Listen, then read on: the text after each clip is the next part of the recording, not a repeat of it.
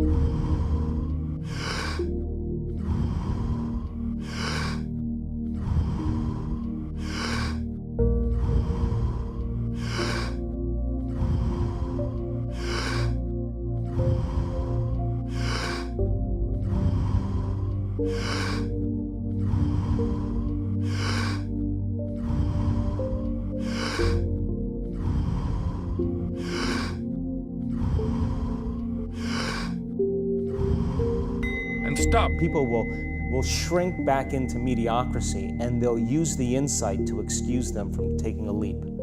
They'll say, yeah, you know, I have a chemical imbalance in my brain. Yeah, my father was really overbearing. He was a perfectionist. That's why I am the way I am. You know, people, they come up with stuff to excuse themselves. The insight is actually giving them permission to stay limited. And it's an amazing idea, because they'll say to you that they really want to get over their anxiety. But let's take your ex-husband, let's put him in a straitjacket, let's duct tape him and shoot him to the moon. Now what? I mean, what are you going to do now? You still have to make those changes.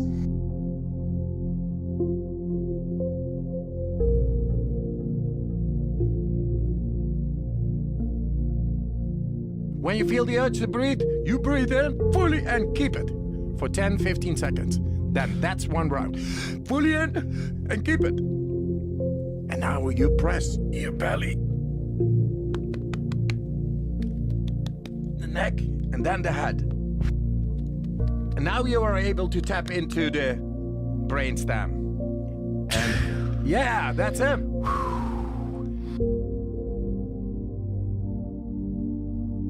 30 times.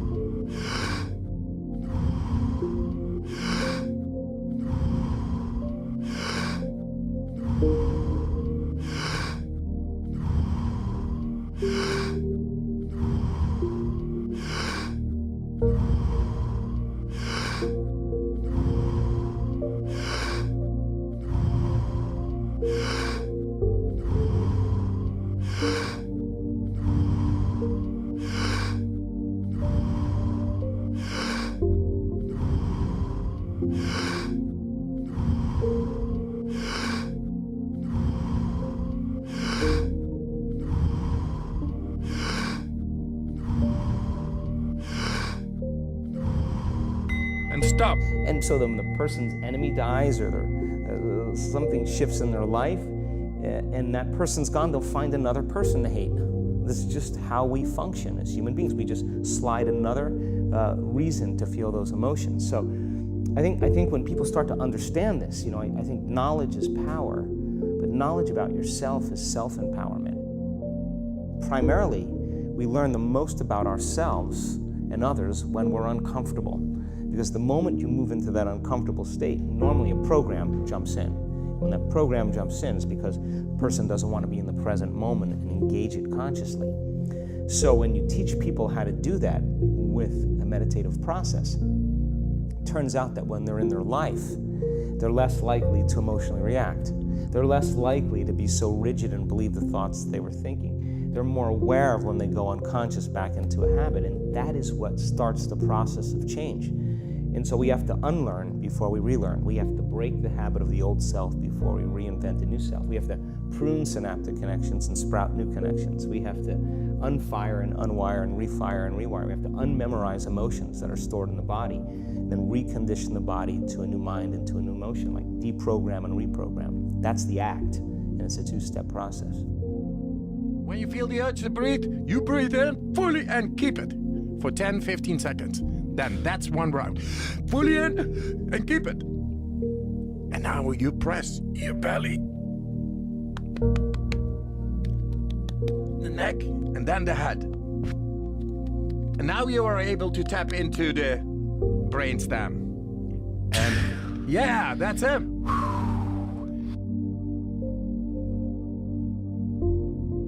30 times.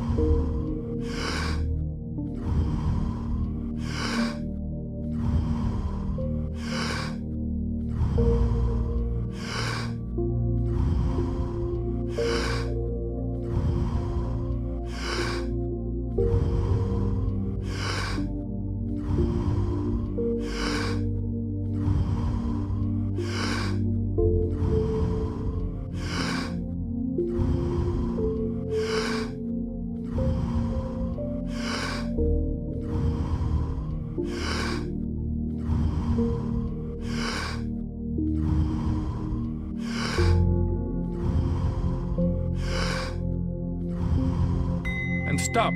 Yeah, we have a huge frontal lobe, and it's 40% of our entire brain. And most people, when they have a thought, they just think that that's the truth. And I think one of my greatest realizations in my own journey was just because you have a thought doesn't necessarily mean it's true. So if you think 60 to 70,000 thoughts in one day, and we do, and 90% of those thoughts are the same thoughts as the day before, and you believe that your thoughts have something to do with your destiny, your life's not going to change very much, because the same thought leads to the same choice leads to the same behavior creates the same experience, and the same experience produces the same emotion. And so then the act of becoming conscious of this process to begin to become more aware of how you think, how you act, and how you feel, it's called metacognition. And so then why is that important? Because the more conscious you become of those unconscious states of mind and body, the less likely you're going to go unconscious during the day. And that thought is not going to slip by your awareness unchecked, because it means to know thyself. The word meditation means to become familiar with. So as you become familiar with the thoughts, the behaviors, and the emotions of the old self, you're retiring that old self. As you fire and wire new thoughts and condition the body into a new emotional state, if you do that enough times, it'll begin to become familiar to you. So it's so important, just like a garden. If you're planting a garden, you got to get rid of the weeds. You got to take the plants from the past year and you got to pull them out. The rocks that sift to the top that are like our emotional blocks, they have to be removed. The soil has to be tenderized and broken down. We have to make room to plant a new garden. So when you feel the urge to breathe, you breathe in fully and keep it for 10-15 seconds. Then that's one round. Fully in and keep it. And now you press your belly,